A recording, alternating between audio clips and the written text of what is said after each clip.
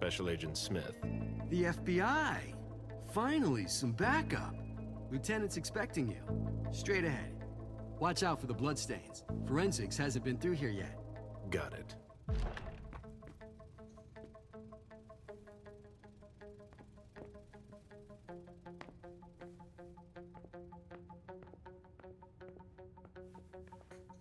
The victim lost a lot of blood.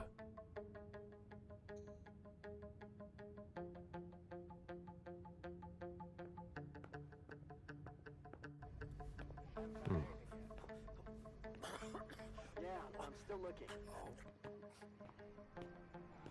Don't worry. I'll finish here and then I'm on my way. Free. You're gonna be okay.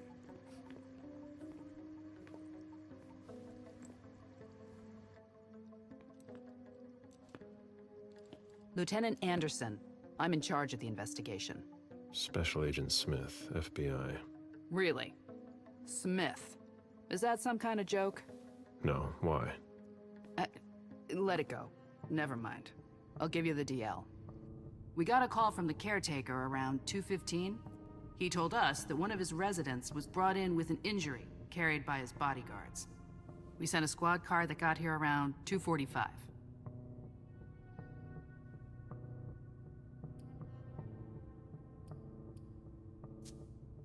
Is the caretaker still here?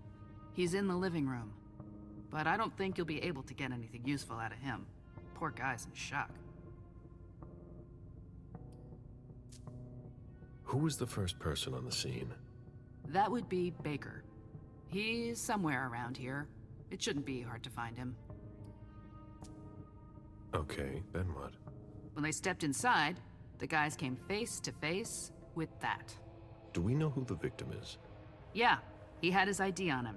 It's the owner, a guy named Jason Moore. I don't know who this guy pissed off, but things didn't work out too well for him. Did you secure all the exits and entrances to the building? Yes, we've got men on the ground floor and in the parking garage. How do you get to the parking garage? You'll have to ask the caretaker. He's the one who took my men down there.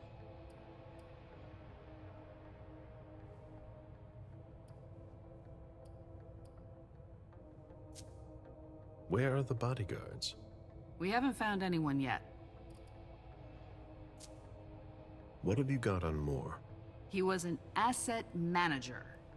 But if you ask me, he was involved in some shady stuff that we're sure to find out about. It's not every day that an accountant gets his head chopped off.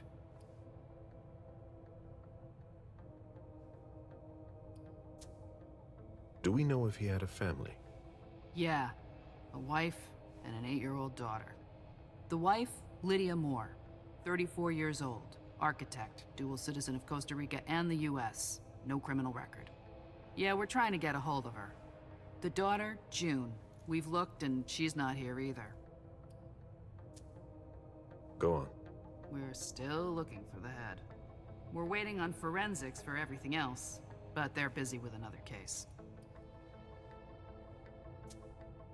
What case? You haven't heard? At one international place. They say it was a real bloodbath. So, you're here to take over the case? No. I'm working on something else. Moore's name popped up in one of our investigations, but I can't talk about it. Okay, I'll let my team know.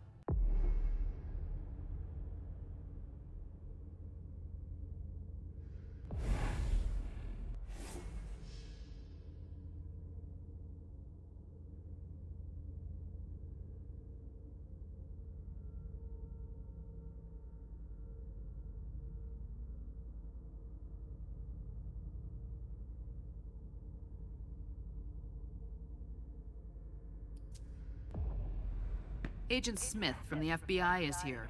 We're still in charge of the investigation, so please cooperate with him.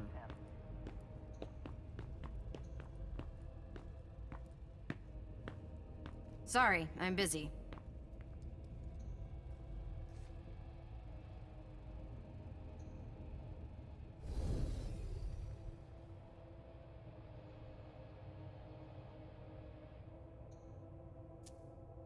He was decapitated. It was a pretty clean cut.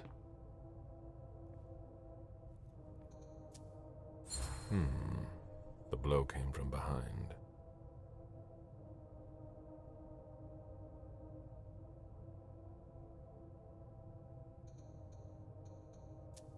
Bullet wound in the right hip. There's almost no blood left in him. The injury was post-mortem, and the body must have been lying down.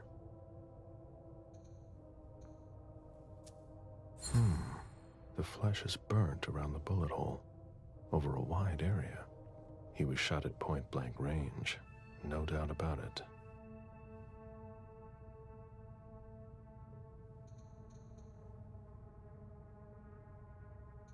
A signet ring with a beaver on it. More went to MIT. A signet ring with a beaver on it. More went to MIT.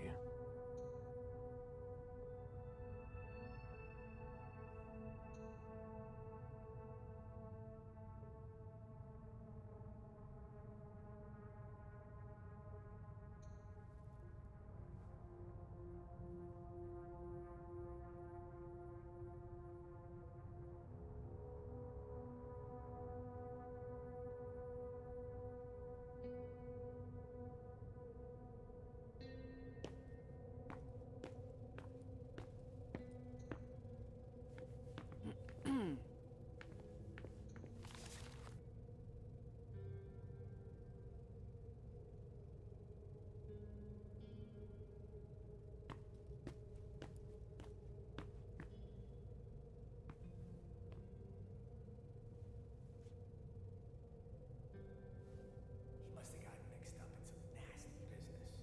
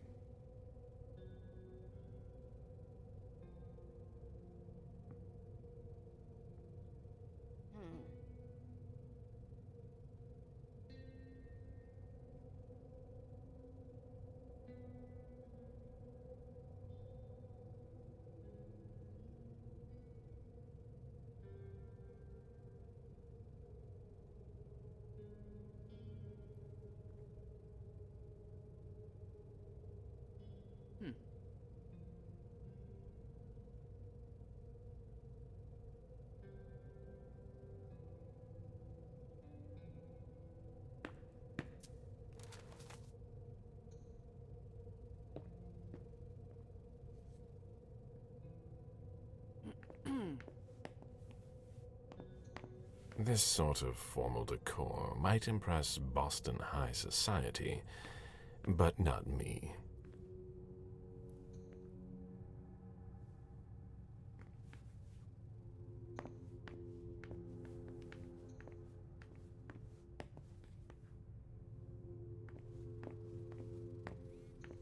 There.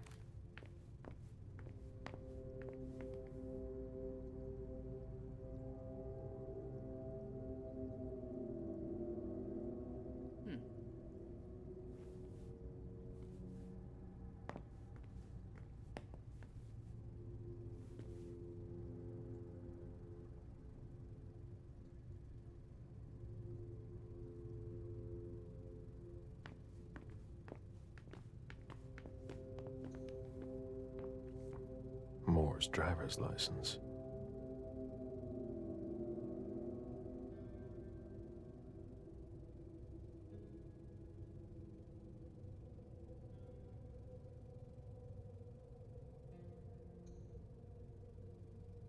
What a stink.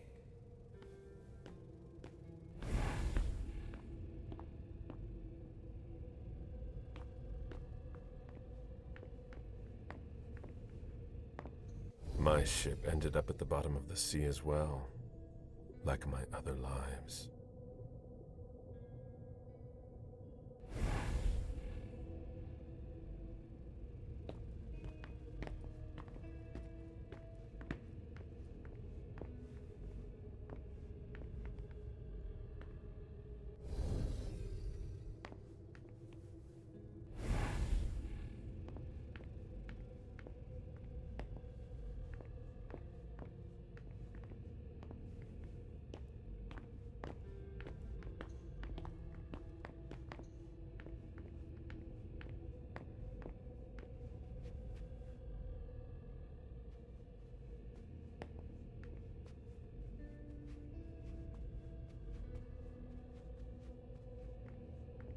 They wanted to bring a little vacation back home.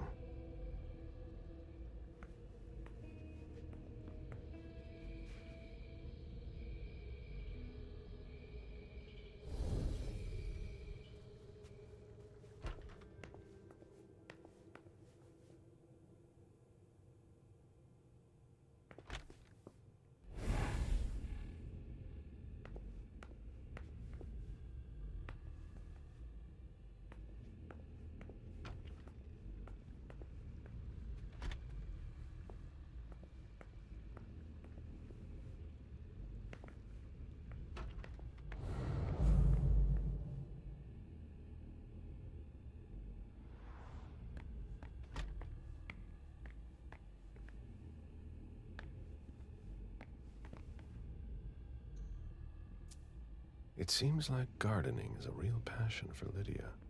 Not sure Jason shares your enthusiasm. That must remind him of Costa Rica. It's a whole way of life there.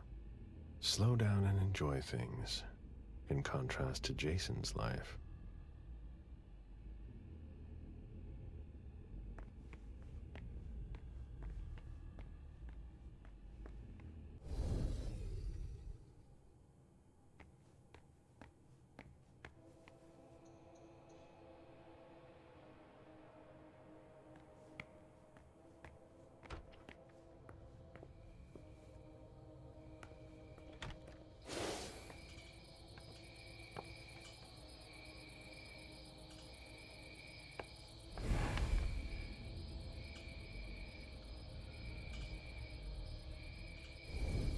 A real jungle in the heart of Boston. A truly peaceful oasis. Why were you looking for peace, Jason?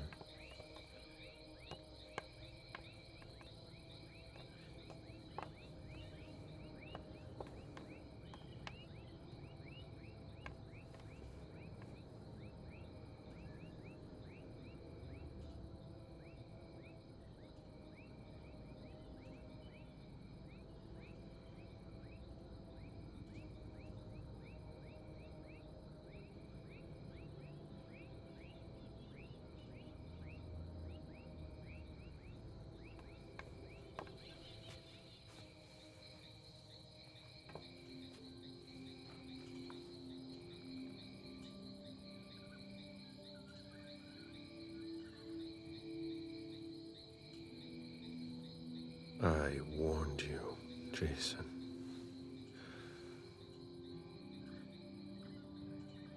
God, did I warn you?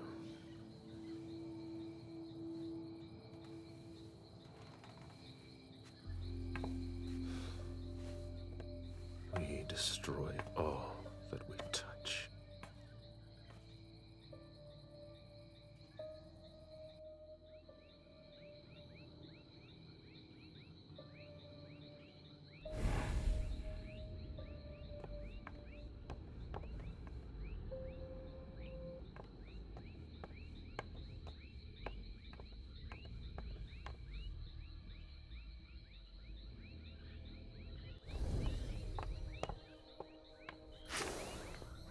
The apartment has changed since my last visit.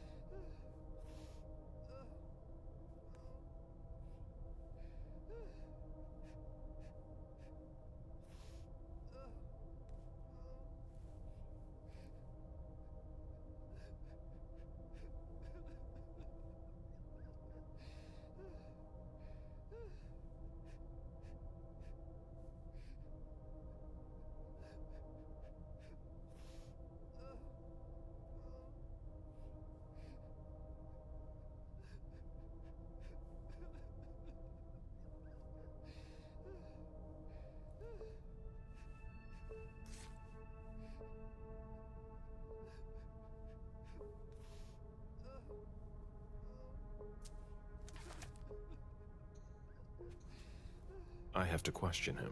He's still freaked out. I don't think it's the right time.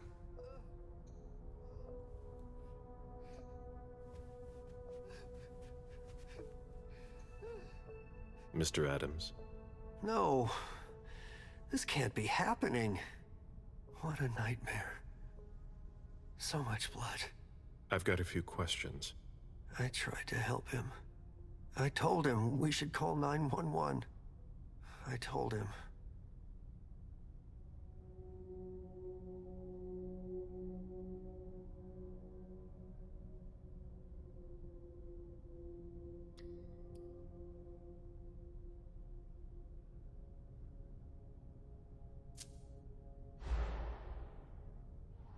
Sir, listen to me. You had nothing to do with this. You did the right thing. But it wasn't enough. Don't blame yourself. I should have acted more quickly. Leave me alone.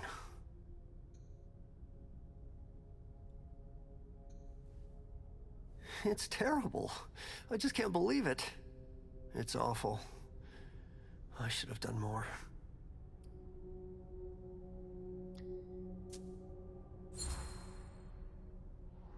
Sir, listen to me. It's all right. Calm down. You're safe and you did the right thing. I did the right thing. I need you to answer a few questions for me. Yes, of course. What do you want to know?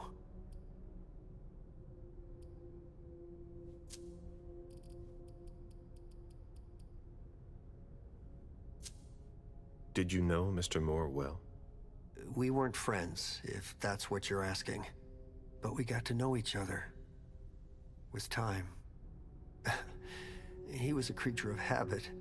Since he worked late, he would often ask me for things at night. A newspaper, batteries, ice. I think he asked me for just about everything. I prided myself on always being able to get what he needed, no matter what time it was. You'd have thought he pretty much lived after dark. Like his clients.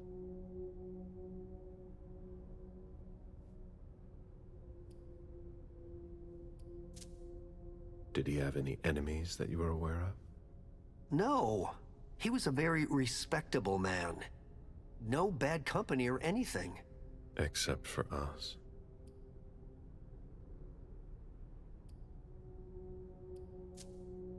Did Mr. Moore have many visitors? For a man with his status, it was nothing surprising. But, well... Yes. His visitors mostly came in the middle of the night. I must admit, that's a little unusual. That's what working for us is like. He told me he had a lot of foreign clients, and he had to juggle different time zones. That's what working from home is like. He had colleagues over for late-night meetings, too. But since little June was born, not as many people came around. That was wise. Without any disrespect to the deceased, were you aware of any extramarital affairs he may have had? Mr. Moore was a good man. He would never have disrespected his wife, or even contemplated it, I'm sure. She could have been okay with it. There were no young women coming and going. That's a very inappropriate question. I don't want to talk about this anymore.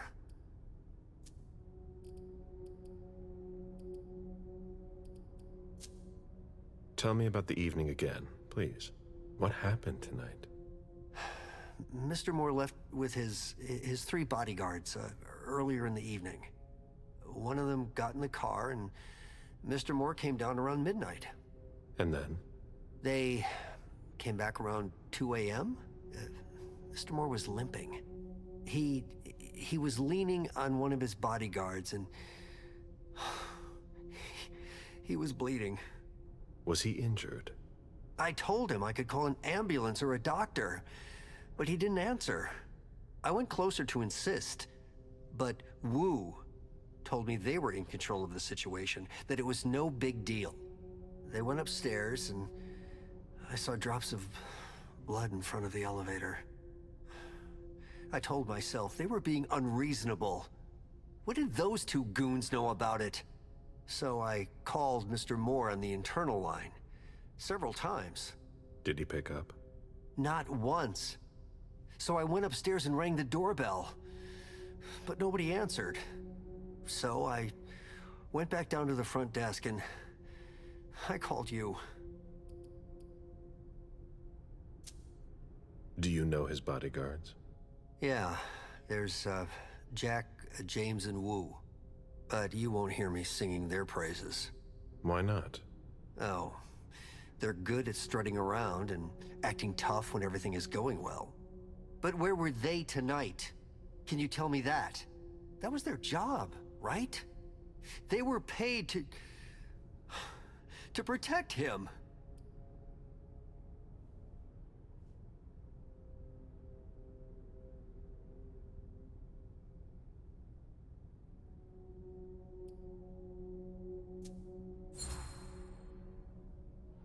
What do you mean by acting tough?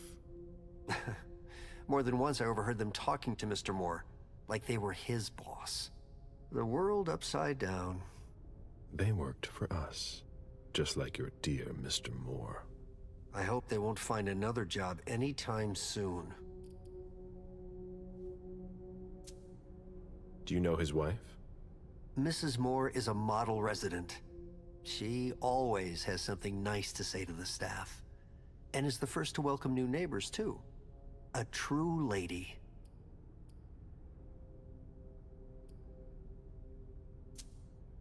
Do you know where she is? Mr. Moore told me she'd gone to their home in Costa Rica. She goes there pretty often. She's an architect, and she likes to work in her home country. She has family there.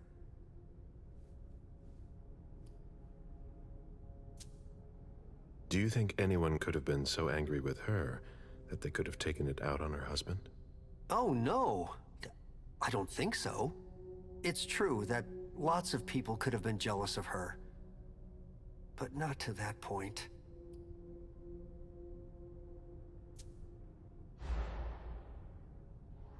Do you think she could have been having an affair? I refuse to speak ill of Mrs. Moore. I will not dignify that question with a response.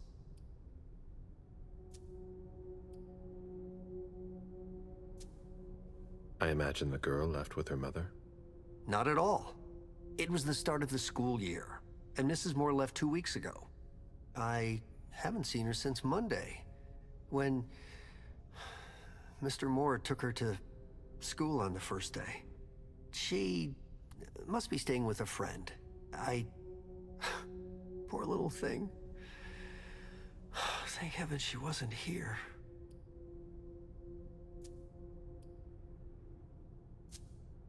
The lieutenant told me there was an access to the basement. Yes, using the service elevator through the kitchen. You need a magnetic pass to use it. I gave the spare to your colleagues who wanted to go down there. I still have the original. Do you want it? Please. Thank you for your statement. You have to find out who did this, officer. Justice needs to be done for him. And for his family. And we need to find out who's messing with us. That's what we're here for. You can count on us. Stick around in case we have more questions.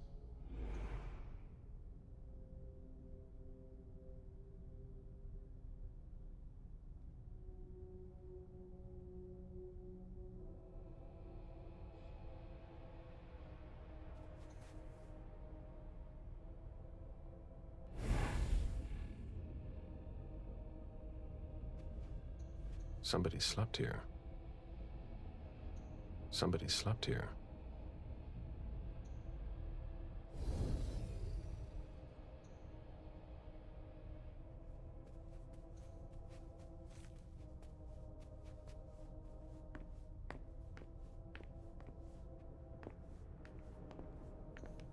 Somebody slept here.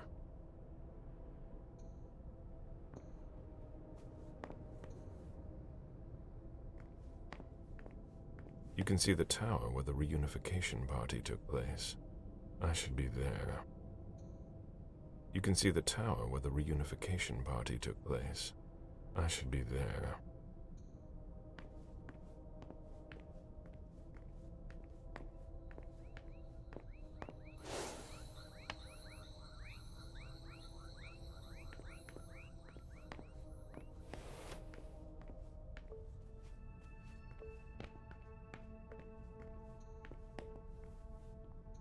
Jason, Lydia, and June. A little family all together, and in large format. Lydia, radiant and beaming.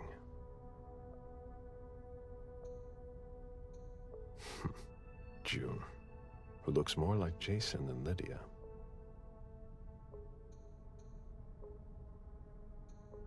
His MIT class ring, right where you can't miss it.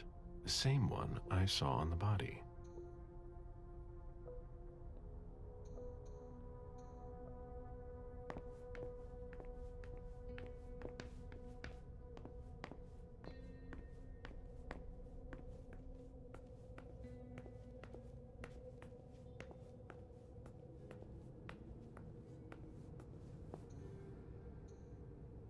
Looks like Lydia's planner.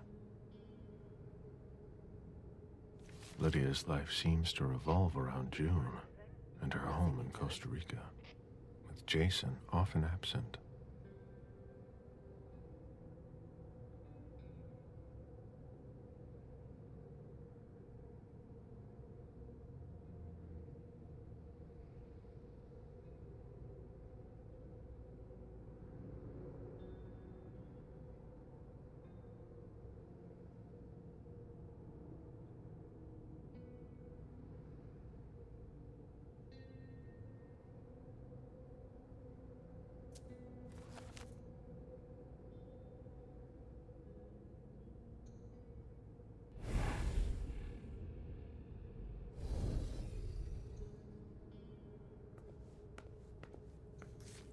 Why is the FBI interested in Moore?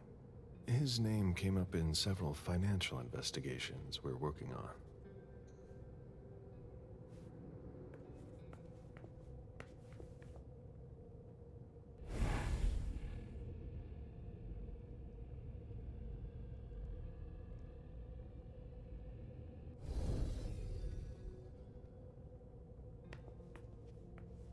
Come on. It'll pass. Don't worry. The dinner of a mortal who's at the end of their rope.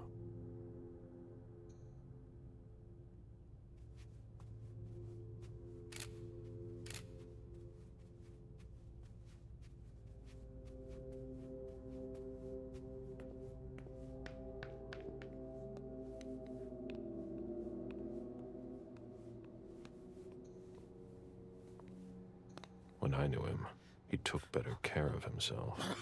What's going on with him?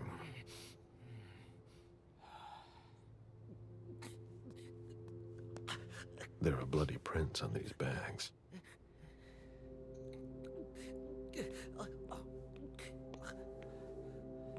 Are you all right? Yeah, just a little faint. I was expecting it, but then... give me a minute, and I'll head back. The sight of blood. We've all been there, haven't we? No.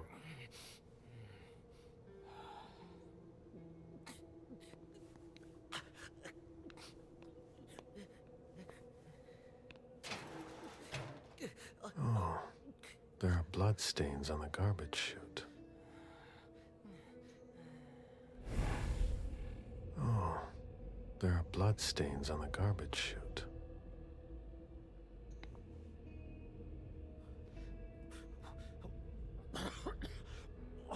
Ugh, what a stench.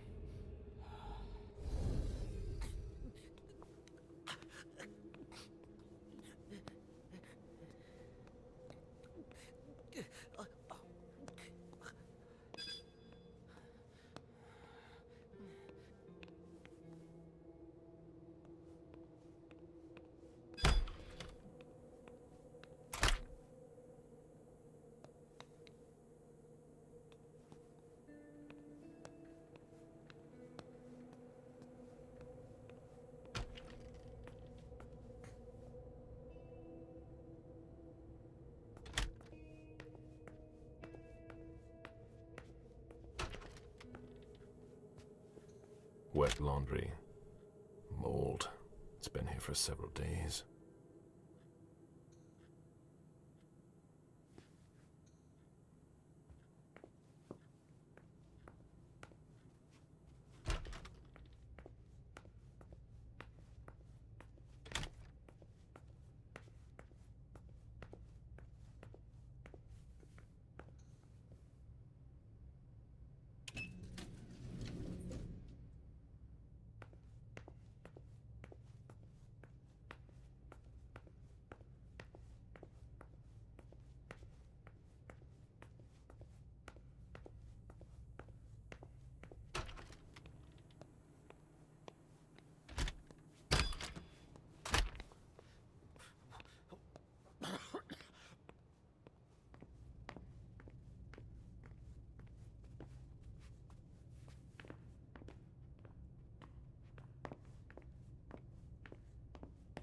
One of the weapons is missing.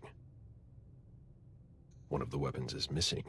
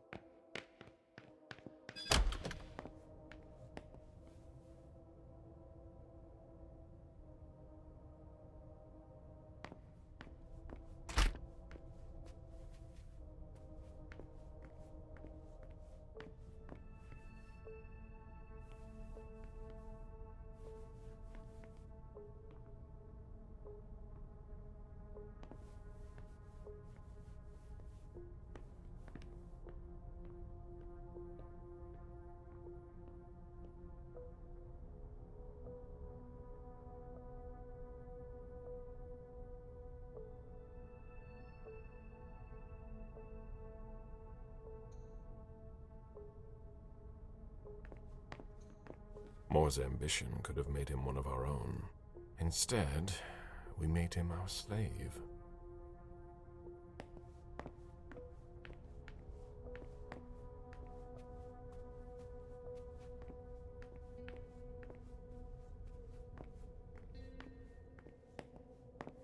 My sire always said that at a prince's court, like in a game of chess, you must know when to sacrifice your pawns.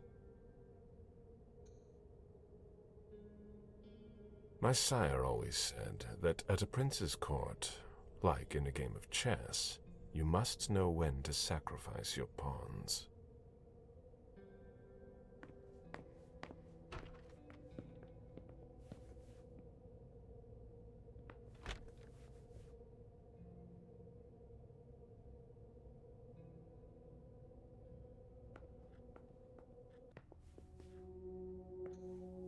June's whole life in pictures.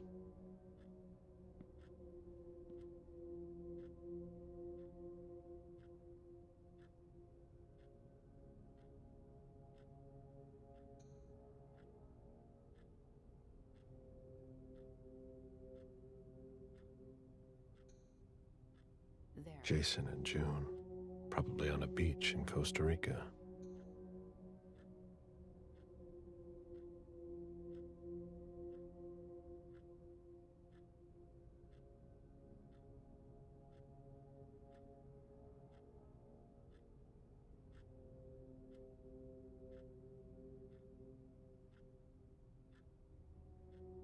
Interesting.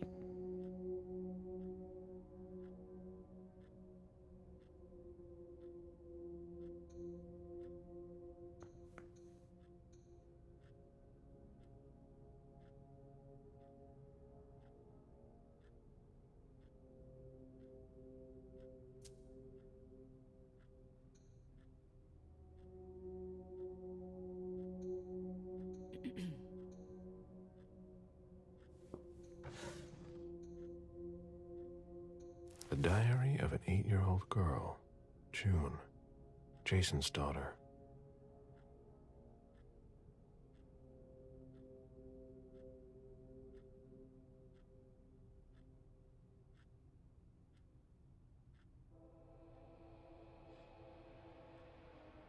Interesting.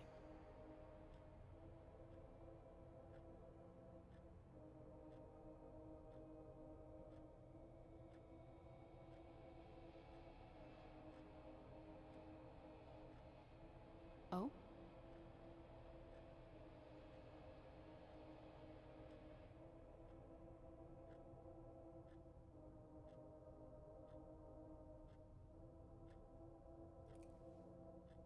There.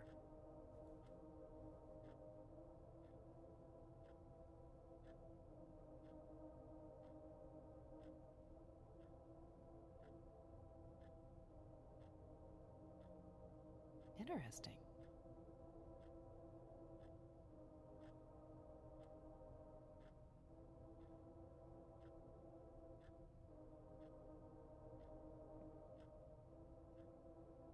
Poor kid.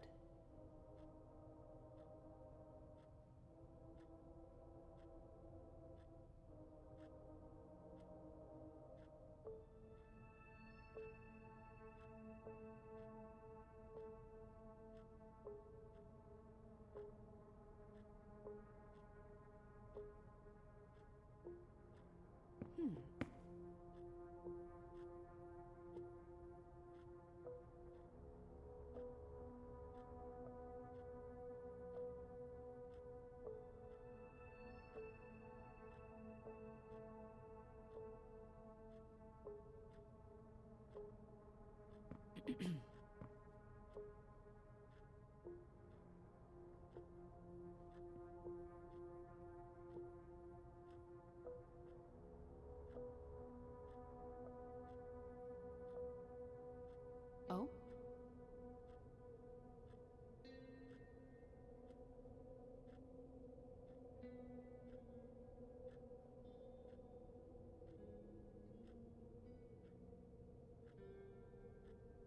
Interesting.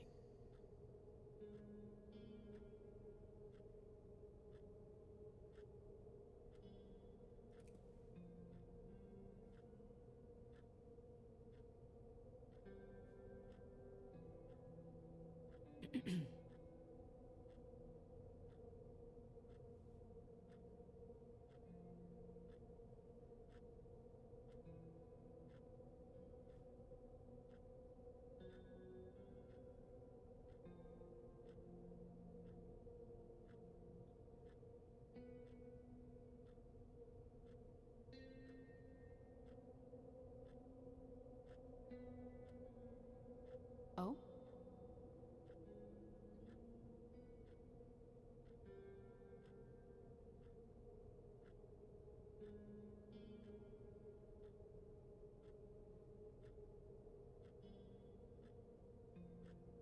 There.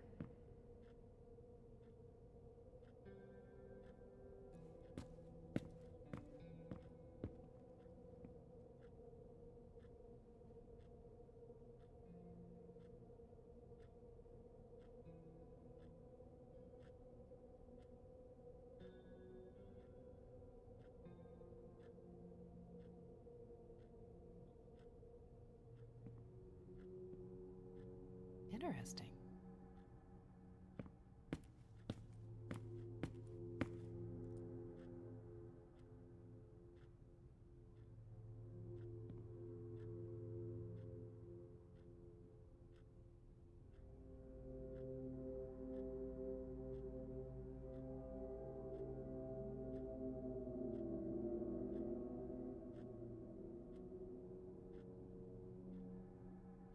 Poor kid.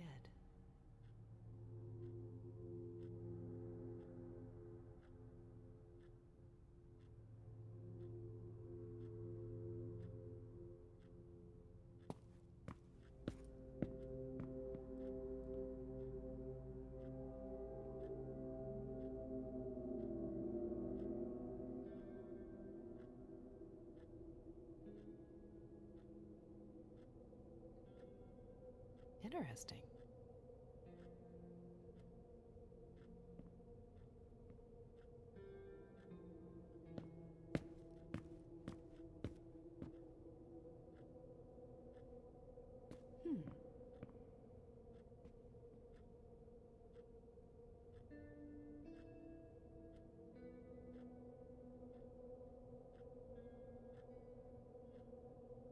Interesting.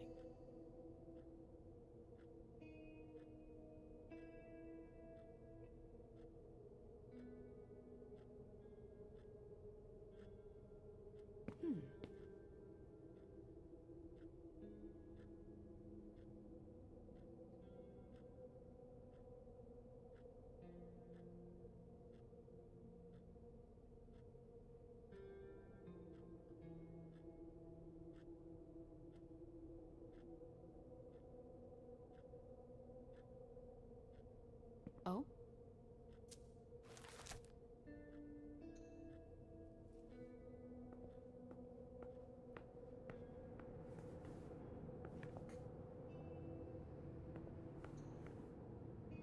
Did you inherit your mother's artistic talent, June?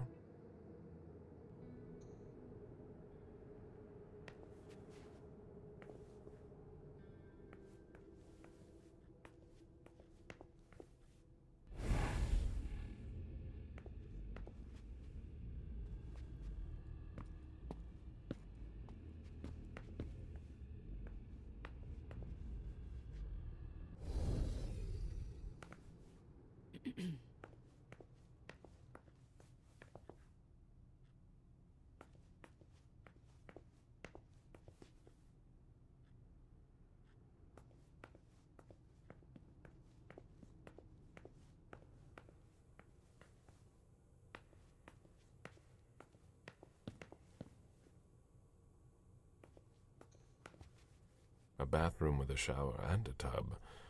June's father spoils her.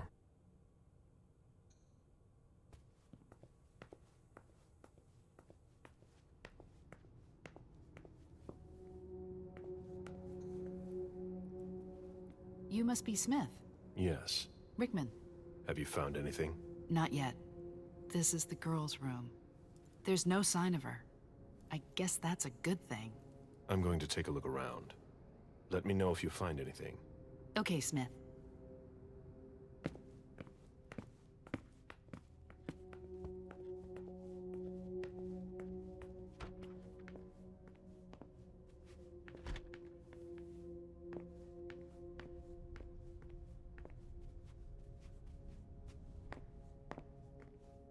Did you find anything? We're waiting for the forensics. A drafting table. That must be Lydia's desk. The blueprints of a house on the west coast of Costa Rica. Pura Vida Extension Project.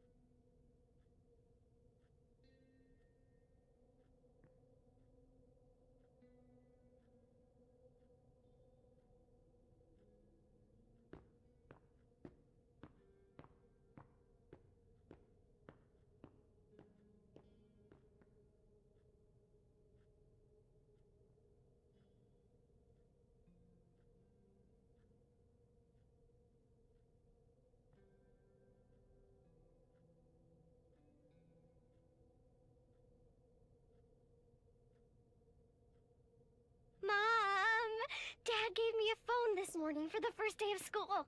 He surprised me, and I'm coming to see you tonight. Don't tell Abuelita, it'll be a surprise to her. And Dad's coming too. I can't wait to get there. XOXOXOXO.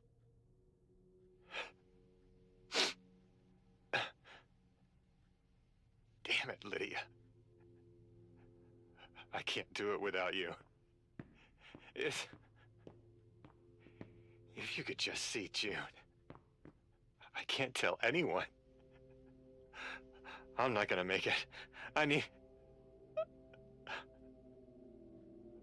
sorry. I apologize for everything. I should have left. The three of us should have gone. Stayed at Pura Vida the way you wanted. I'm so sorry for what they did to you.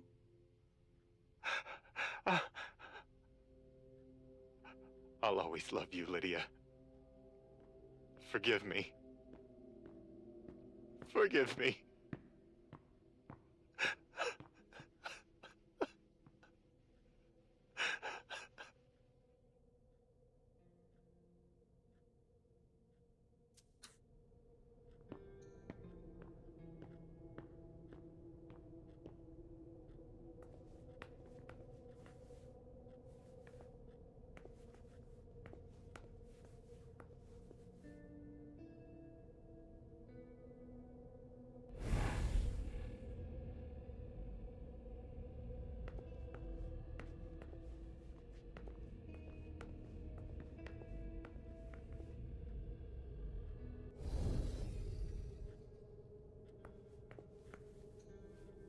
June in Costa Rica.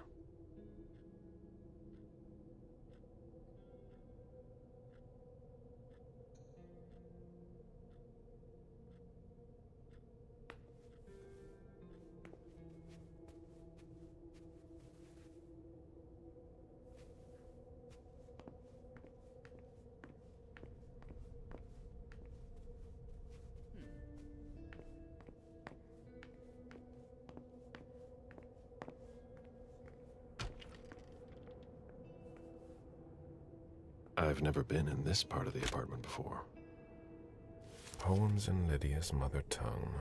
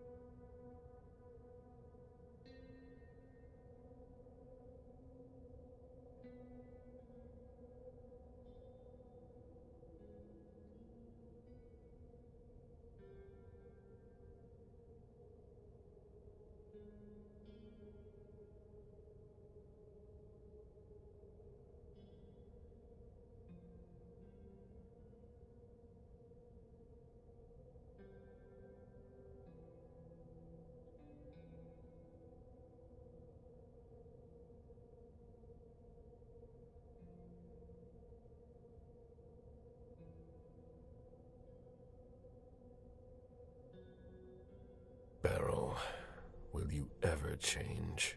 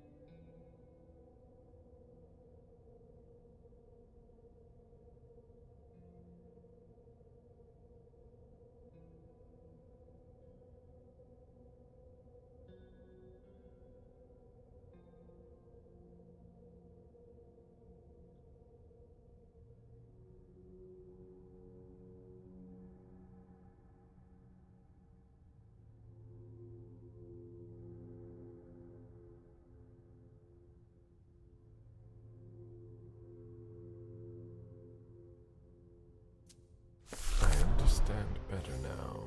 The prince asked more for a complete report on the members of the Primogen.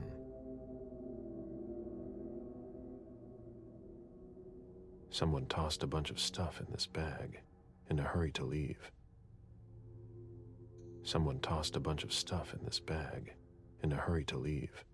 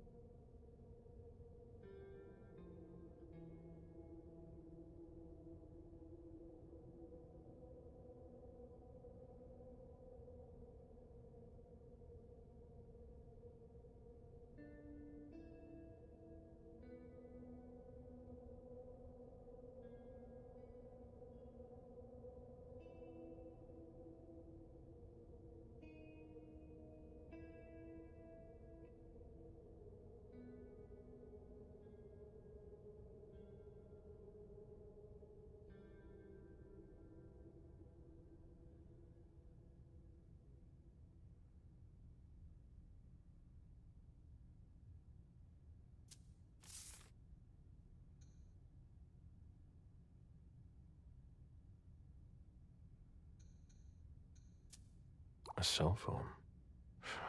Locked, of course.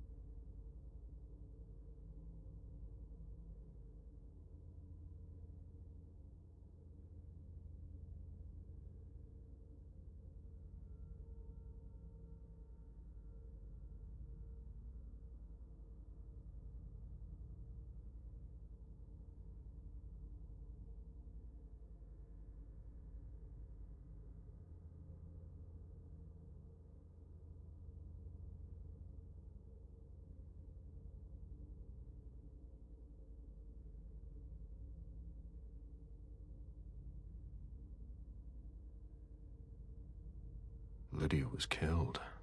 It's not pretty.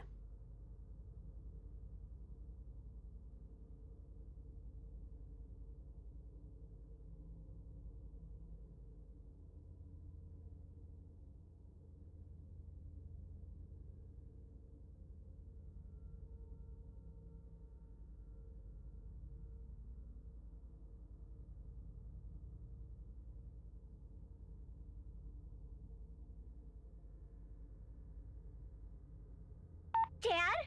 Thank you, thank you, thank you!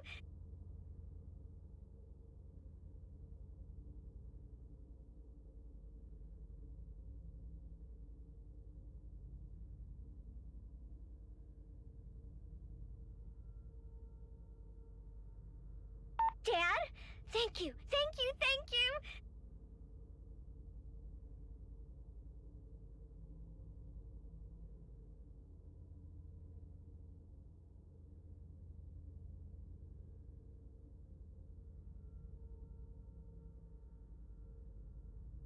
Good evening, Jason.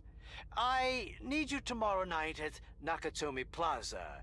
We are getting the family together, and I would like to tell them about our agricultural and food business plan. Round up the numbers and bring them with you. Obviously, this invitation cannot be refused. B. Good evening, Jason. I need you tomorrow night at Nakatomi Plaza. We are getting the family together, and I would like to tell them about our agricultural and food business plan. Round up the numbers and bring them with you. Obviously, this invitation cannot be refused. B. Jason, my cousins didn't show up after all. Stay home if you haven't left, or meet me at Hazel's house if you want. Call me back and tell me where you are. Jason, my cousins didn't show up after all. Stay home if you haven't left, or meet me at Hazel's house if you want. Call me back and tell me where you are.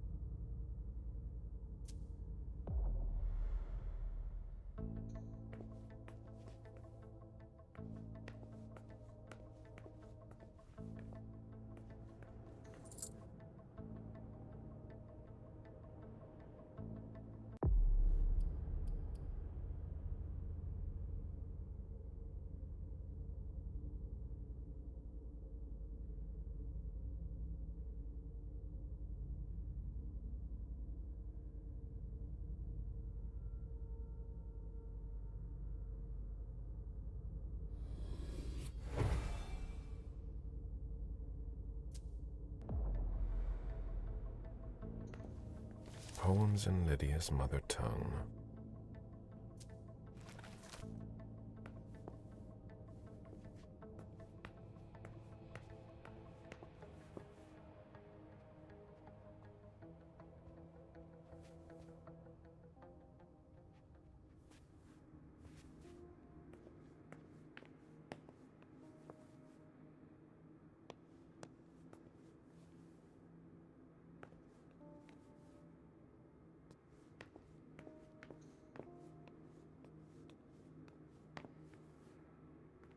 It must have been used to dress a wound.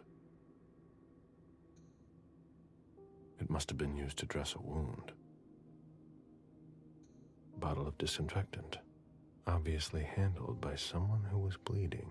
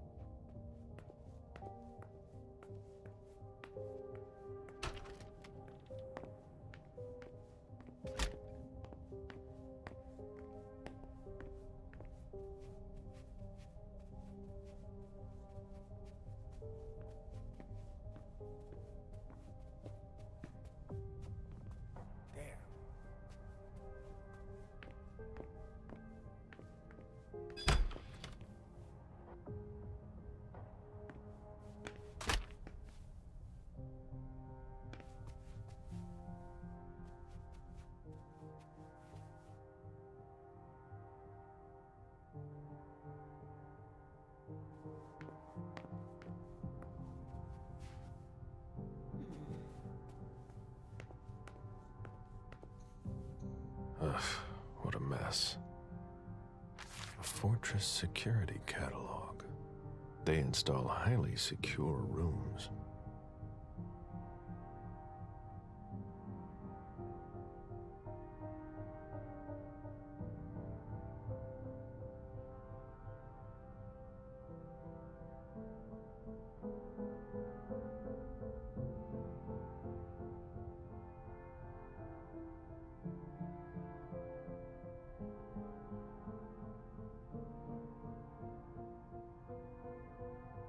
Interesting.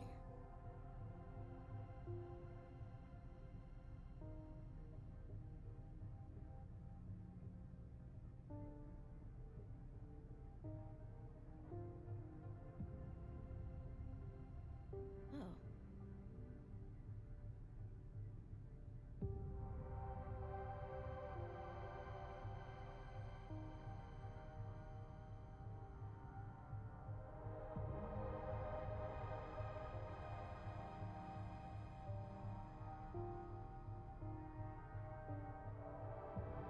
Interesting.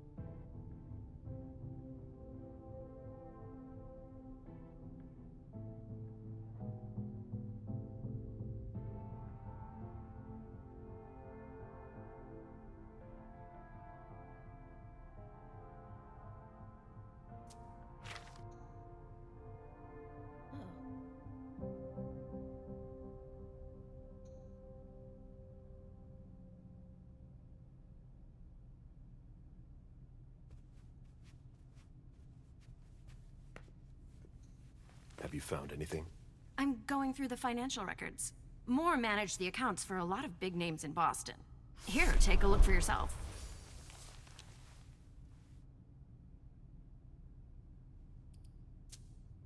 Anything worth noting? Honestly, I don't know. It's not my field. We'll have to take it to the Financial Crimes Unit to see what they make of it. Get in touch if you find something. All right.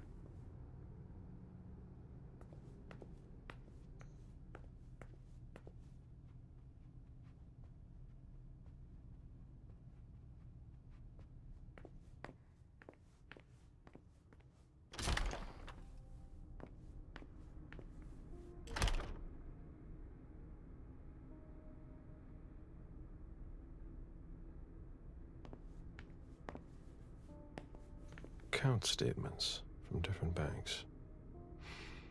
Nothing that concerns us.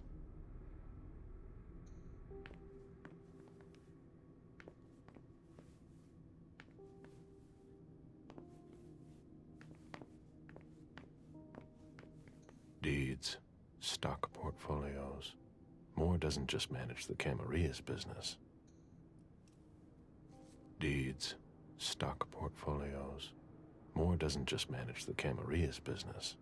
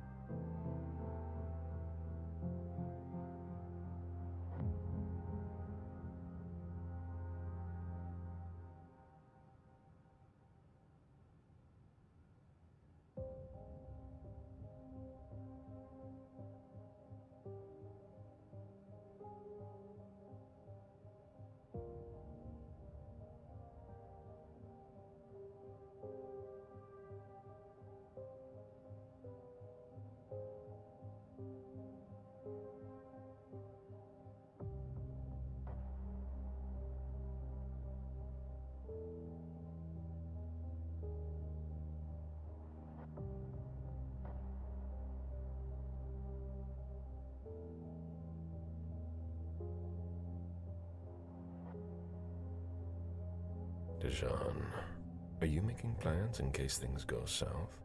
Or are you planning to leave us?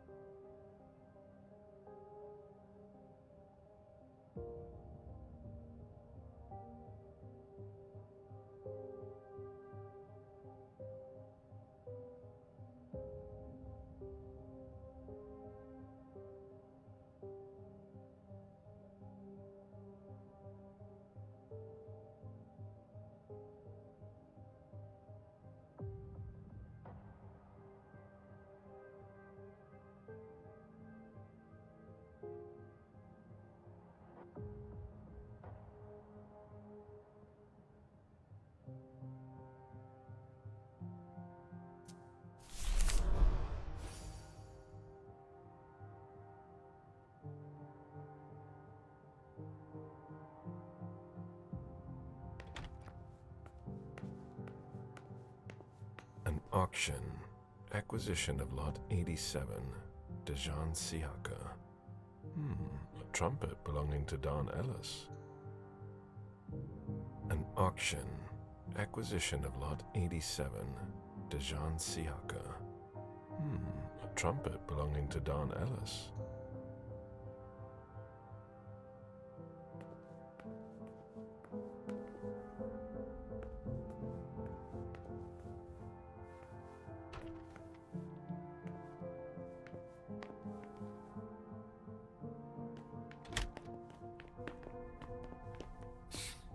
Son of a bitch wasn't messing around. Have you seen all that cash? This is where I met Moore for the first time.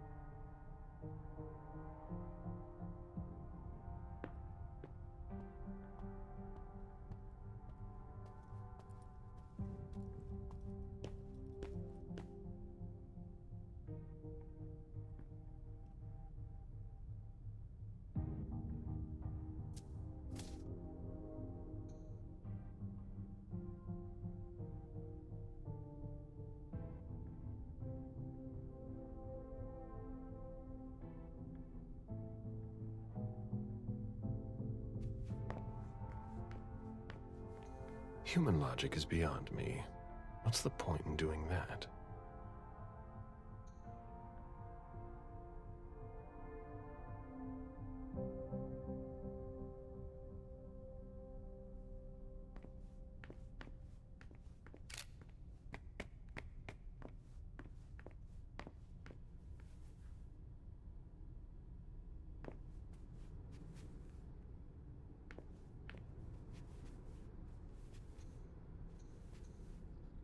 Lydia and June at the beach.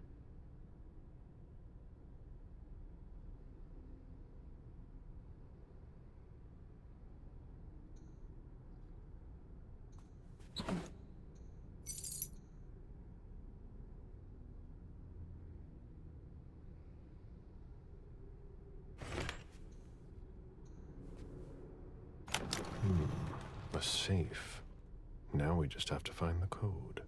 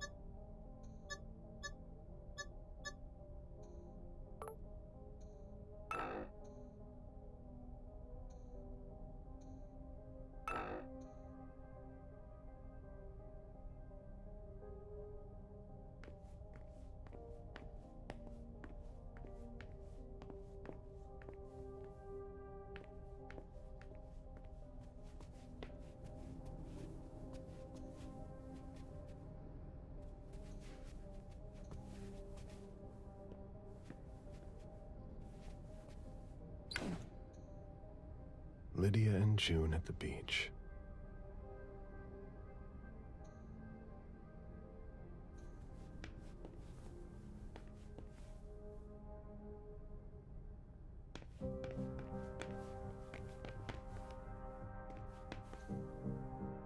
Nice collection. Working for us has its advantages.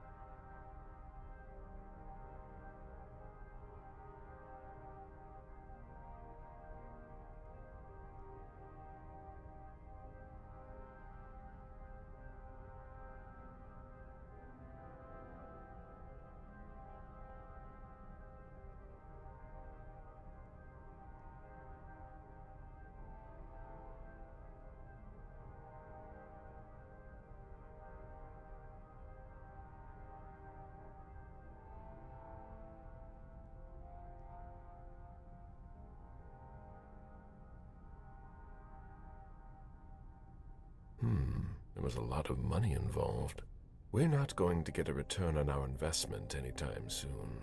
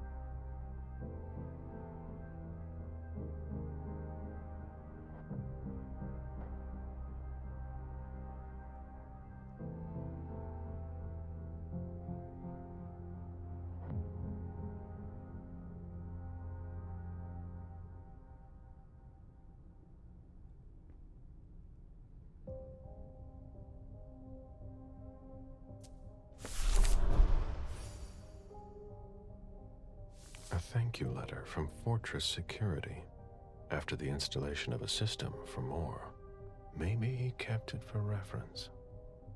I've already heard about this company somewhere.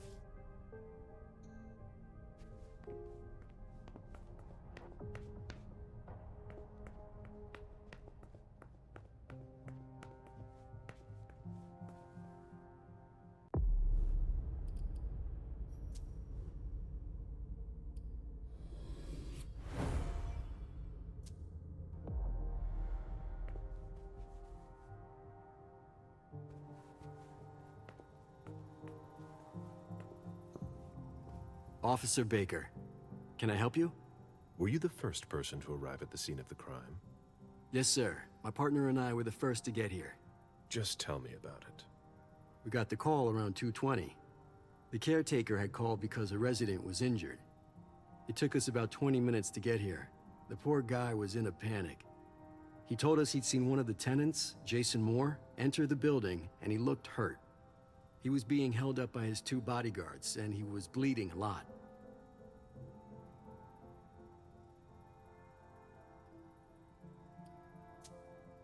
Did he see the wound?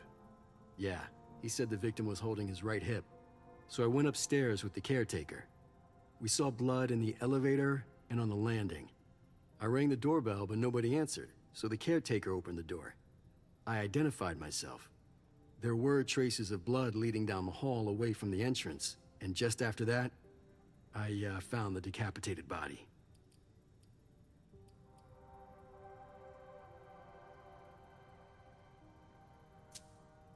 Did your partner come with you? No, he stayed in the foyer to secure the entrance to the building. Did you touch the body? No. There was nothing I could do to help him, so I secured the scene.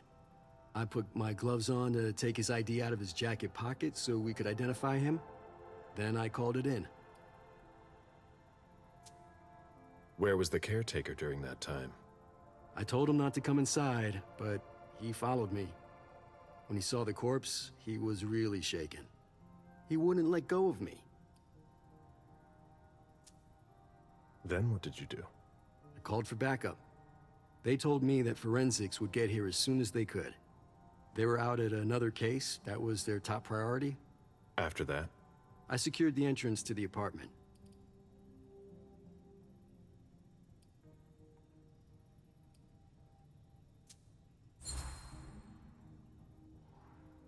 Were you able to find the bodyguards? No, there was nobody here. But they must be somewhere. We're looking. After that, I searched the ground floor. There was nobody around.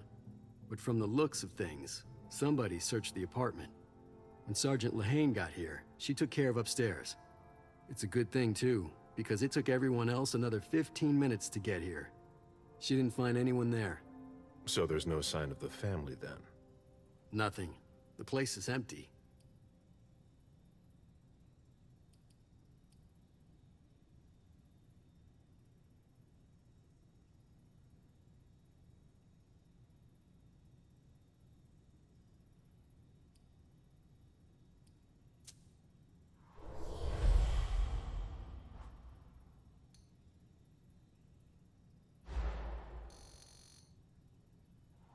Any leads on what happened before that? Not really, sir.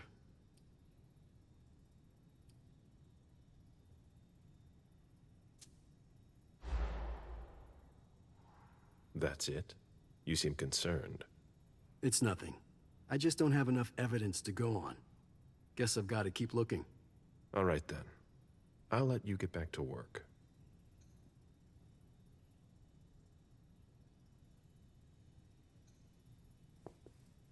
Live stock prices. I had fun for a while too, at first.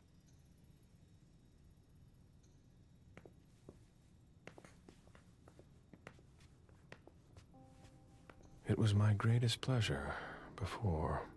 Now everything tastes like ashes.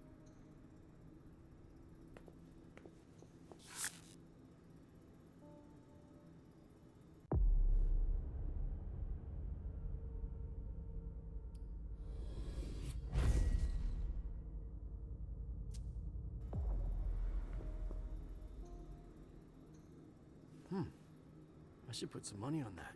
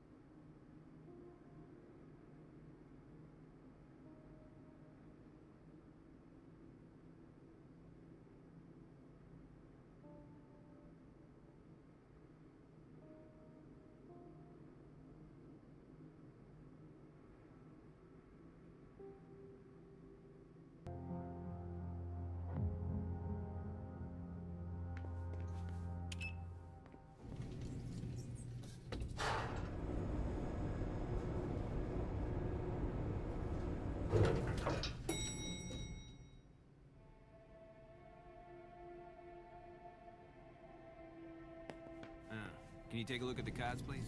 I'll run the plates.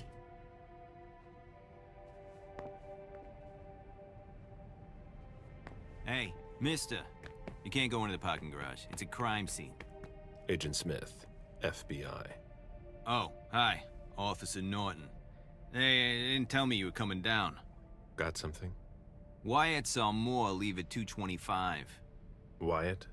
The parking attendant, part security guard, part valet. Anyway, a car that belonged to the victim left in a hurry. Or at least he thought it was Moore, until he found out he got his head cut off. There's skid marks on the ground and signs of a minor accident at the exit. He must have really been in a hurry.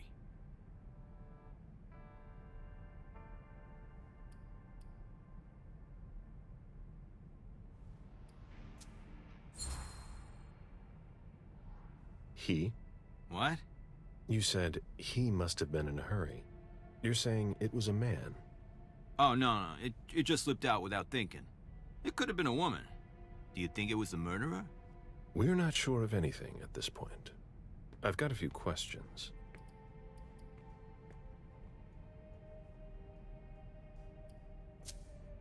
Do we know what kind of car it was? Yeah, we called it in. It's the victim's sports car.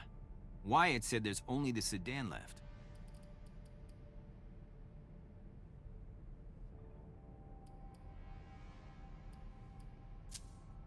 You mentioned skid marks. Yeah, they're very distinct. They start from his parking space and go all the way to the exit. They clean this place twice a day, so there's no doubt they're fresh. The driver peeled out of here in a hurry.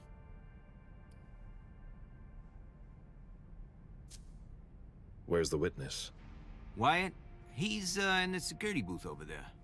He's super nice. I don't think you'll need to question him again. And you said there was an accident near the exit. Yeah, minor one. Broken headlight, paint marks. He must have had a hard time handling it. Did you find anything else? No, that's it. Since we're still waiting for forensics, we gotta be careful. But you know how it is, right? Let me know if you have any other questions.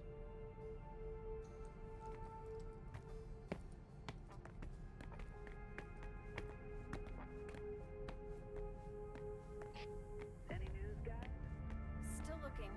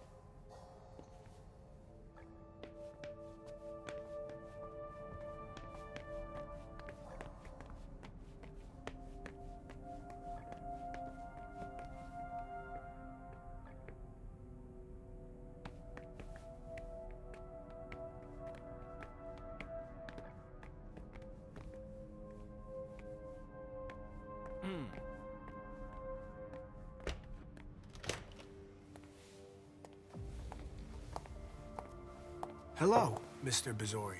You must be mistaken. I'm Smith, Agent Smith. Yeah, sure. Do I know you? Everyone knows who you are.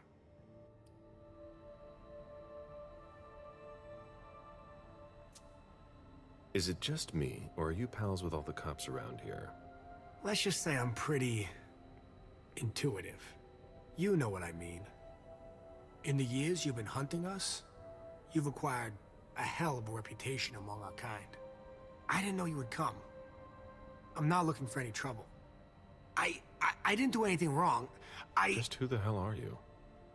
Me? I'm nobody. The name's Wyatt Alvarez. I was embraced 5 years ago.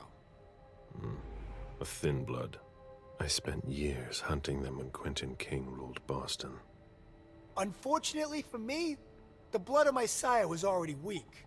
So I can still catch glimpses of the sun, but I don't have actual powers.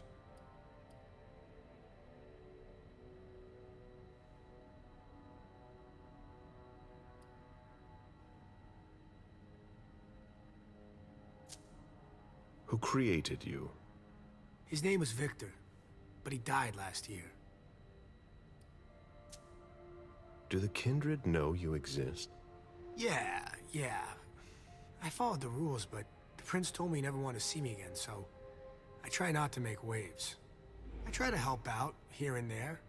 I'm hoping someone will notice one day, and I'll be allowed to become a true kindred. That's not very likely, if you ask me.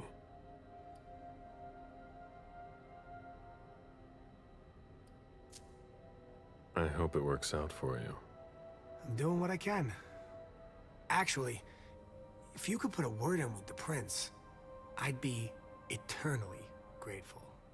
I don't get involved in that kind of thing. Of course, obviously. But seeing as how I'm already working for your child, Mr. Underwood, I thought that maybe... You work for Beryl? Yes. I also work at a red salon, a couple of hours each day. What do you do there, exactly? Cleaning, mostly. What are you doing here, then? I thought it was a pretty cushy gig. It leaves me with a lot of spare time, even while I'm on the job.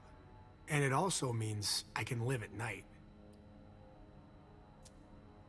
Are you involved in what happened up there? Not at all. I swear. I've got a sweet job here. I'd never risk it.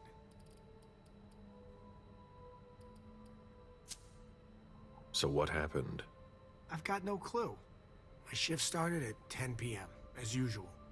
The sixth floor tenant left around 11. At midnight, one of Mr. Moore's bodyguards came down to get the car.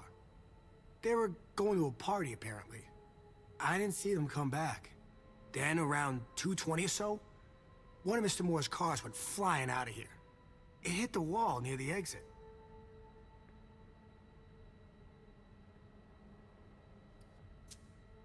Did you recognize the car? Yeah, it was his sports car. The only one like it here.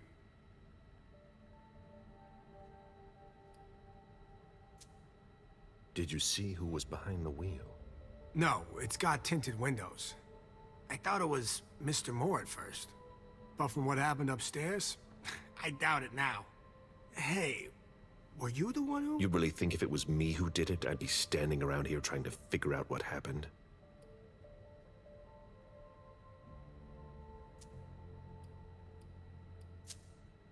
What can you tell me about Moore? I saw him a lot. He's the tenant I got to know best because of his working hours. And he was the most generous when it came to maintaining his cars, too.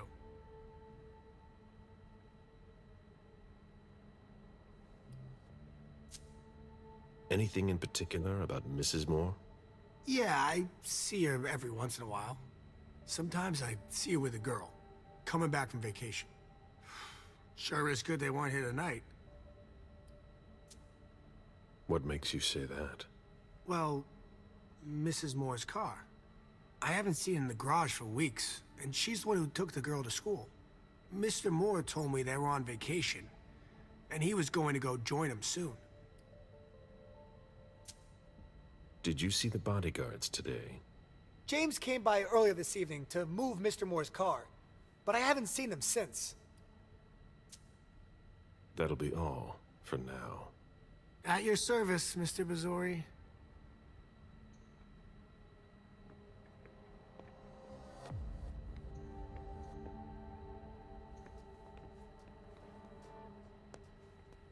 An old glass bottle taken from the trash.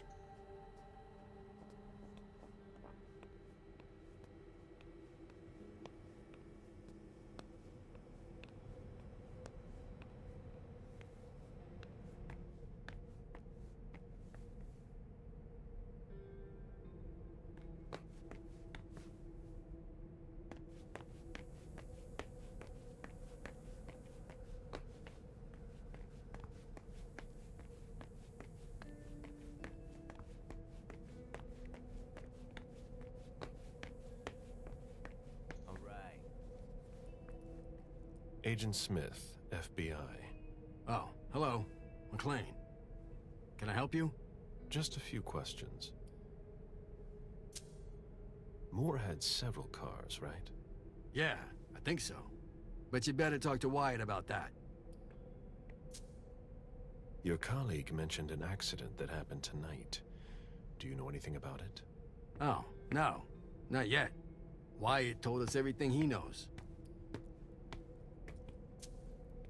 You questioned the caretaker when you arrived? We didn't have to. Wyatt told us everything we needed. He's a real team player. If you want to find out more, you should talk to, Wyatt. Oh, so you know him too?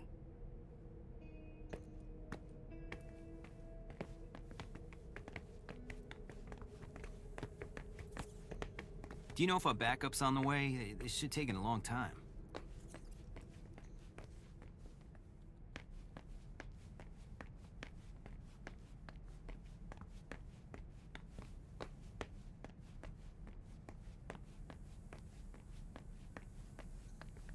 You should go see... I know.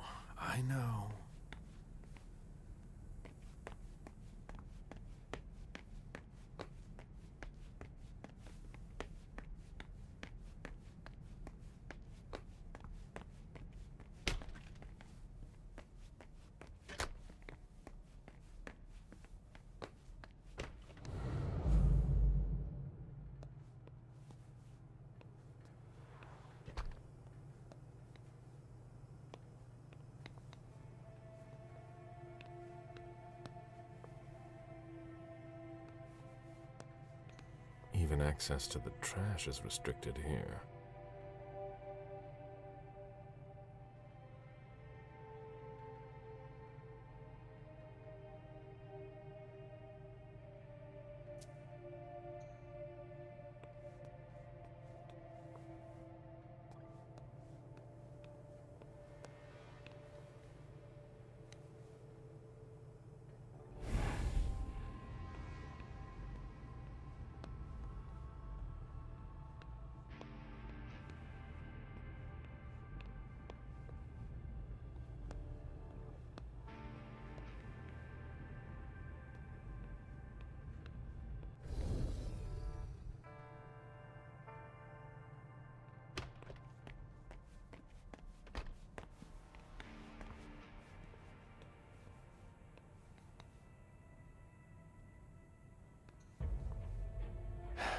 Locked. I have to find a way to open it. Can't be forced. No. That's impossible. No. That's impossible. Can't be forced. I have to find a way to open it.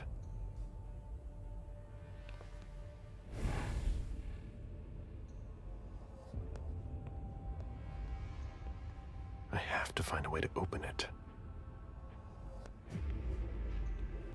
Can't be forced.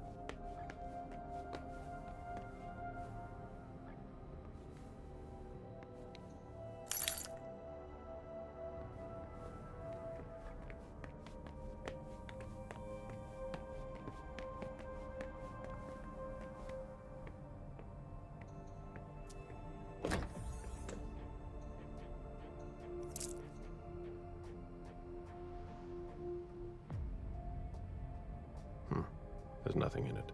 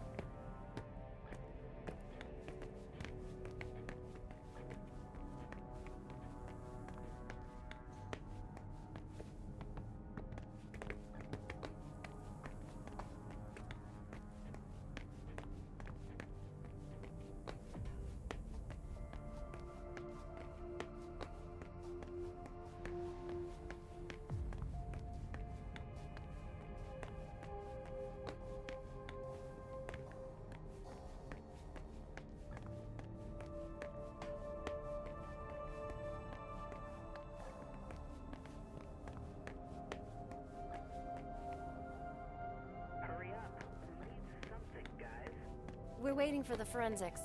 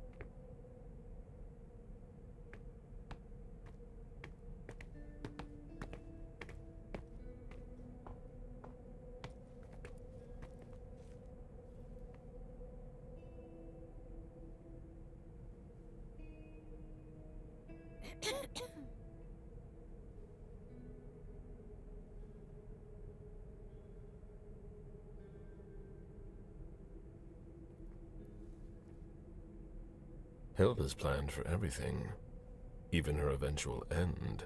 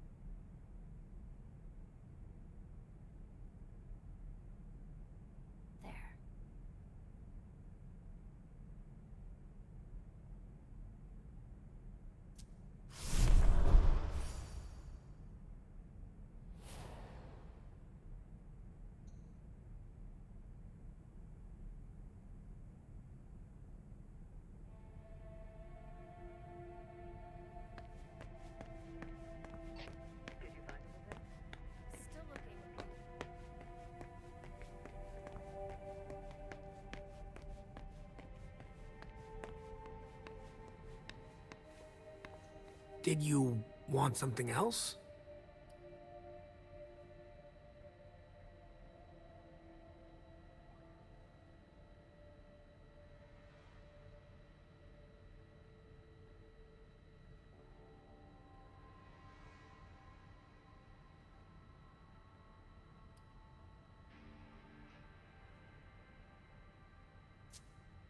How do you open the dumpsters in the garbage room? What dumpster? The dump... Are you toying with me? No, but the cops already looked. There's nothing there. Open it. Mr. Missouri, I promise you won't find anything there. And I can't open it anyway. It's for staff only. Why do you want to go through the trash anyway?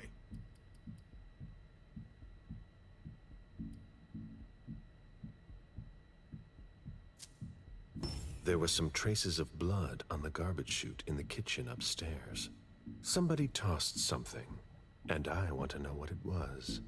Oh, that's why. I understand. Listen, we're just gonna forget this conversation ever happened, and... Excuse me? You didn't just try to corrupt my memories, did you? Oh, no. I'm so sorry, Mr. Missouri. I shouldn't have. I know. How can I make it up to you?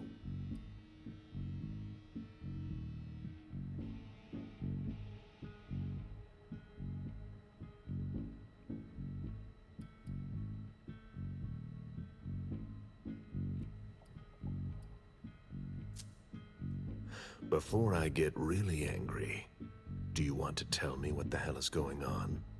I'm scared, Mr. Missouri. Scared of what you're gonna think when you see what I've been doing in there. I didn't mean any disrespect. You're not doing a very good job. Get a grip, man. Yes. Yes, Mr. Missouri. Open it now. Just promise me you won't touch anything. Some of my stuff is in there. Please, don't touch it.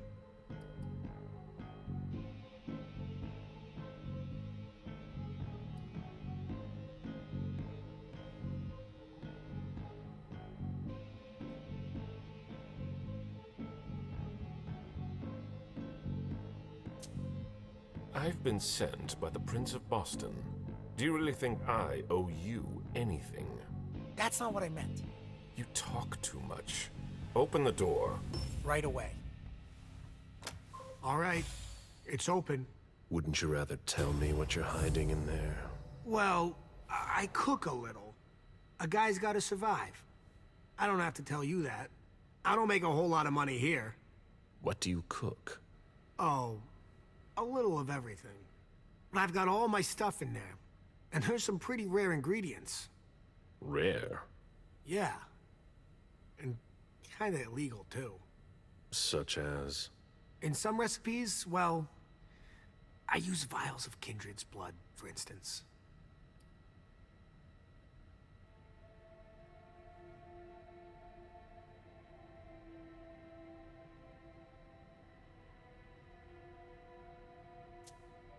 Whose blood? Well, it depends on what I can find.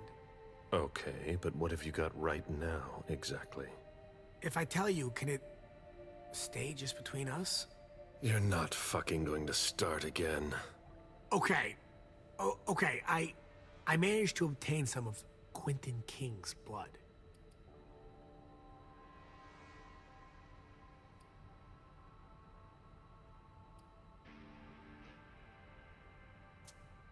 But of course, this guy's the perfect patsy.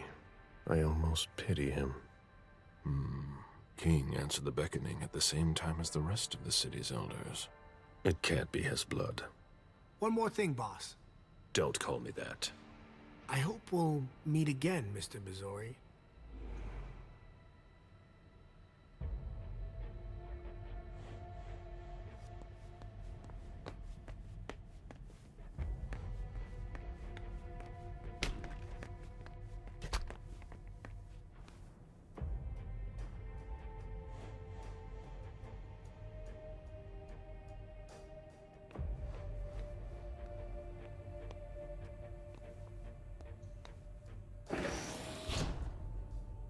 Wyatt's makeshift lab.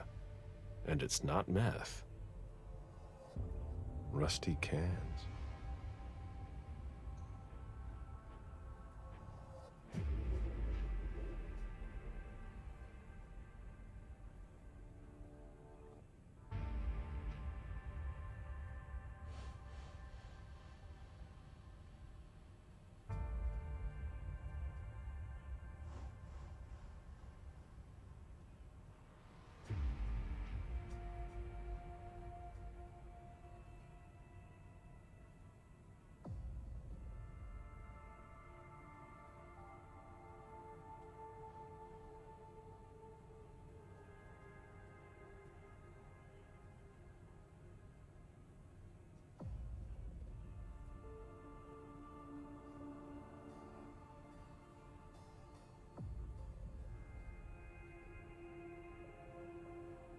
Rusty cans.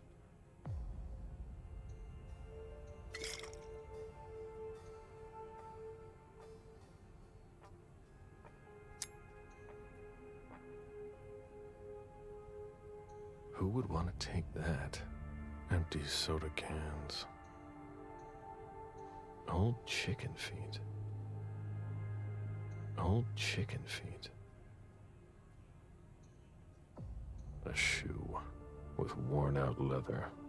I wonder what he's cooking with that garbage.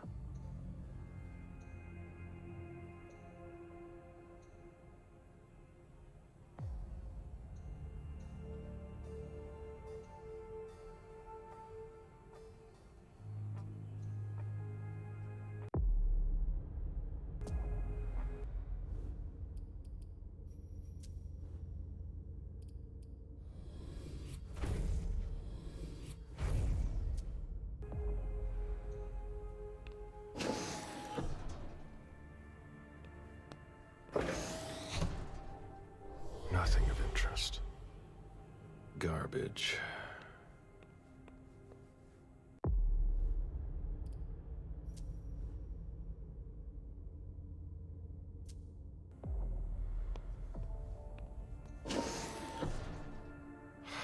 Nothing.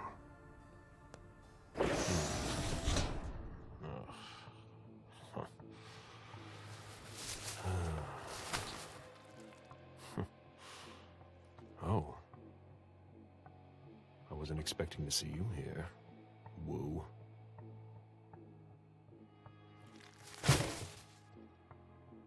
If it was a bodyguard who died in the lobby, where the hell is Moore?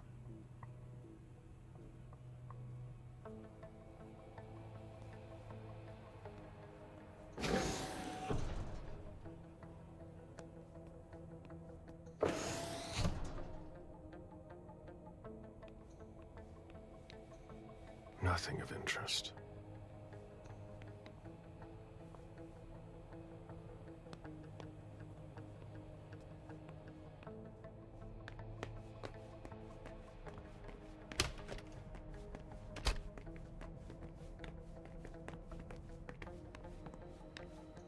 How can I help you, Agent Smith?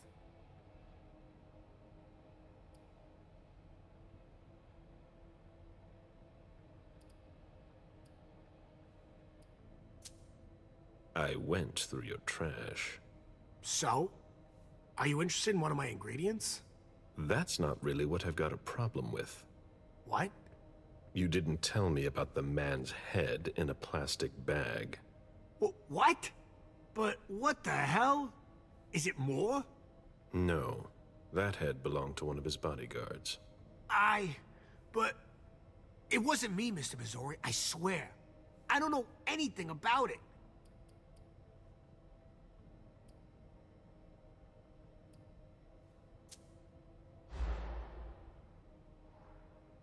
You want me to believe that it's there by sheer accident?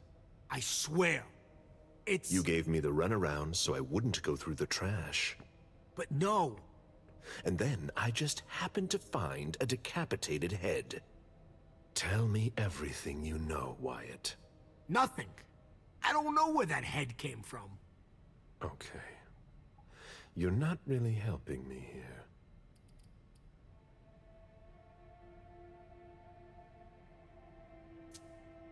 I found your cook shop. You didn't touch anything, I hope.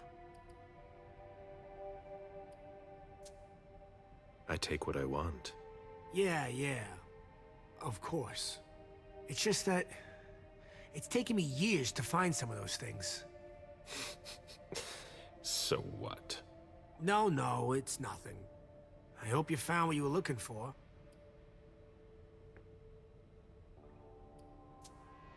So, what's it like to be a thin blood? You're curious, aren't you? Usually, you hunt us down without asking any questions. There are rules, Wyatt. Yeah, but... I never asked to be this way. If you look at it that way, I'm innocent. If that means anything to you.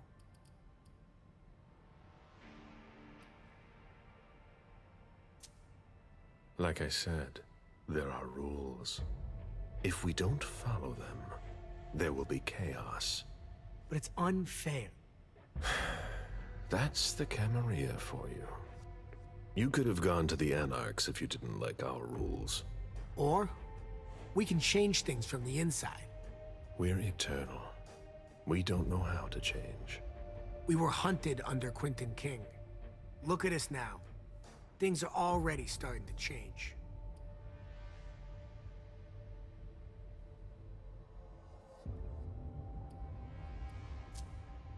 That's not the problem.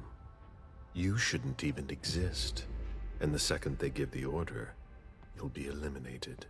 But now, Hazel Everson's against that. Princes come and go. The Camarilla stays the same. So, what's it like to be a thin blood? It sucks. Yeah, I can still go outside during the day, but it's not all it's cracked up to be. The descendants just can't understand. Sure, it's nice. More than nice. I've been roaming the night since 1745. Do you have even the slightest idea what that does to you? How it changes you, without even realizing it, without wanting to. It eats at you from the inside. But I'm still not complete. So, if I had to choose, I'd rather live at night and be like you. Thin bloods are the dregs of society. We're always wondering what's gonna happen to us. You, of all people, should know that. If we want to be like you, even a little bit, we have to come up with potions that have a temporary effect. Happy to help. How can I help you, Agent Smith? Happy to help.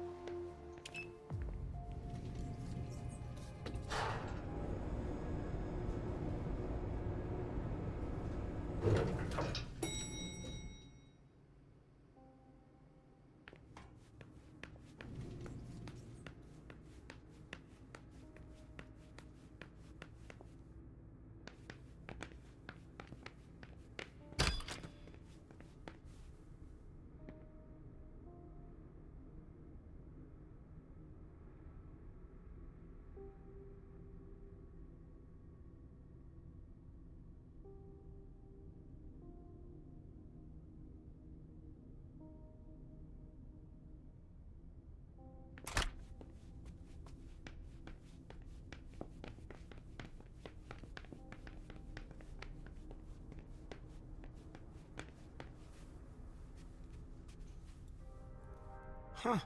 You managed to calm him down. I thought that would be impossible. Yes, and he was able to answer a few questions. Somebody slept here.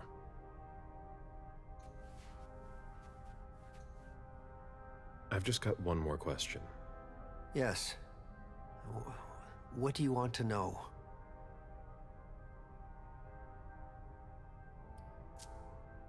Does the name Fortress Security mean anything to you? Does it ever?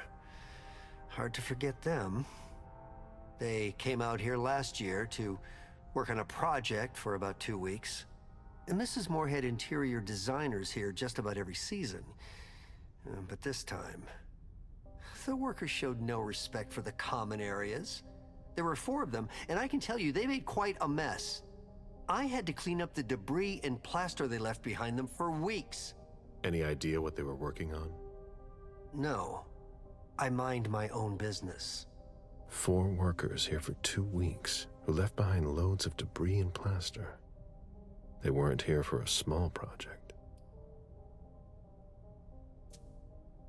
I think we're done here. Thank you.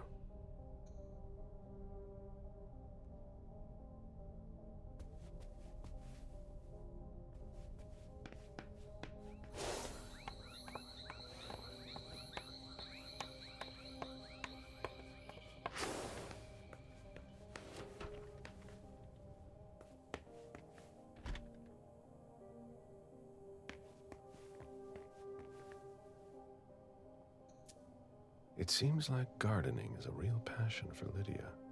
Not sure Jason shares your enthusiasm. That must remind him of Costa Rica. It's a whole way of life there. Slow down and enjoy things, in contrast to Jason's life.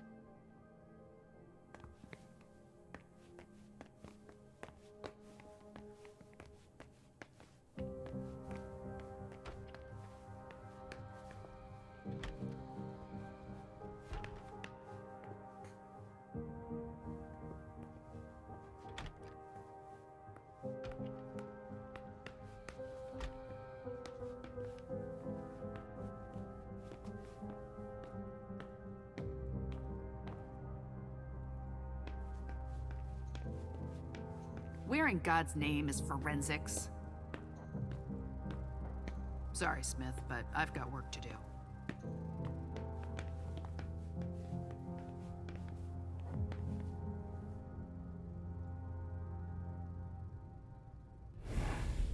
There.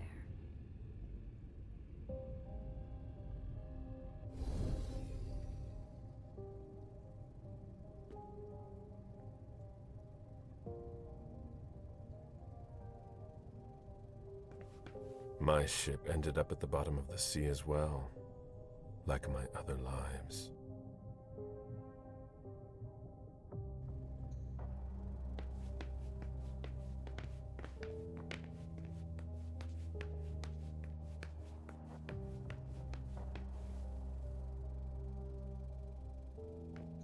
Go ahead. It's okay. That's not a good sign.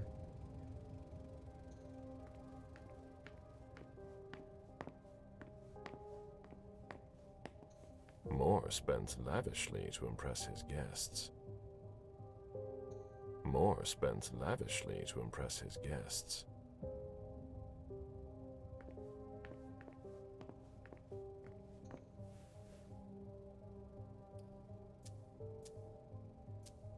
I've got what I need.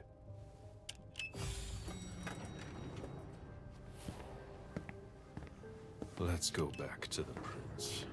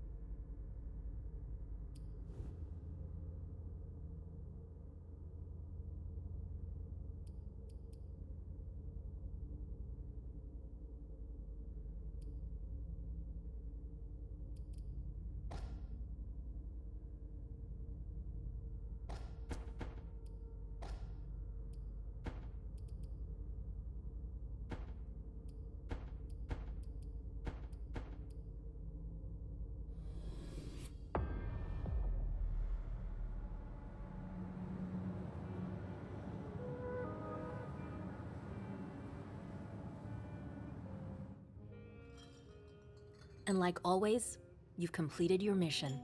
Like always. Those words don't come from me. You must know what they say about you here. No, I don't know. Enlighten me. Well, you have kind of a reputation. It's actually rather flattering.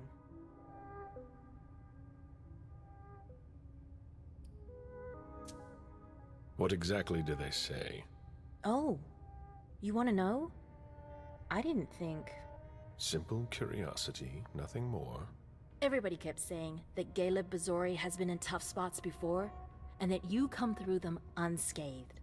They were right. Don't listen to gossip. Forge your own opinions.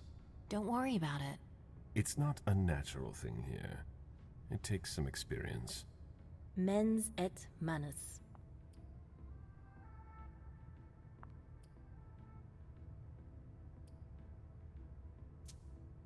I beg your pardon?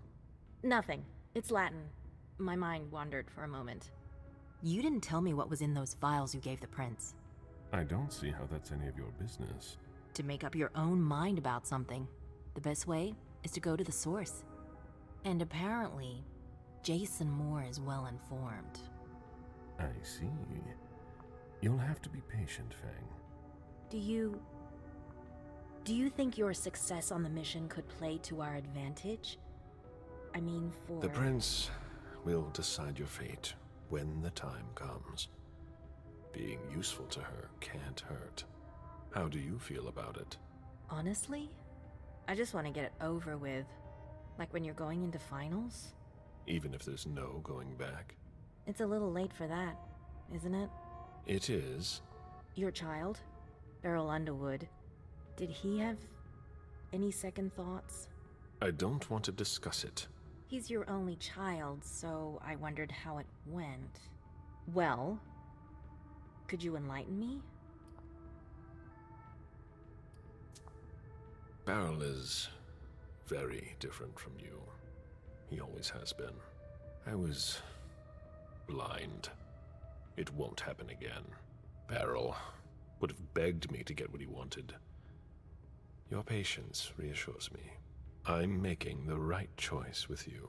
You seem to really have a problem with him. Yes, and that's why you must stay away from him.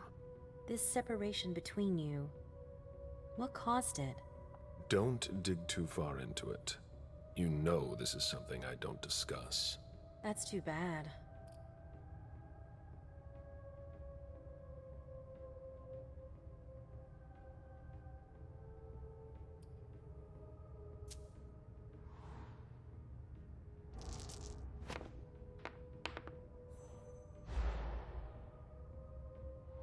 I'm not one to beat around the bush, especially on a matter like this.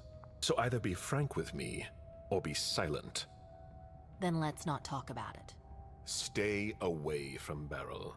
Avoid him like the plague. Now, if you'll excuse me, Fang, I'm going to have a word with him. Oh? To Beryl? Why? I trust you, but I don't trust him. I asked you not to go near him. Apparently, I didn't make myself clear enough. I thought the prince was gonna call for you any minute now. I'm sure I'll have enough time to clear the air with him first. Once and for all. While you're waiting, stay put. As you wish. Just one more, and then you can go rest. All right. Thanks, Ms. Ortiz.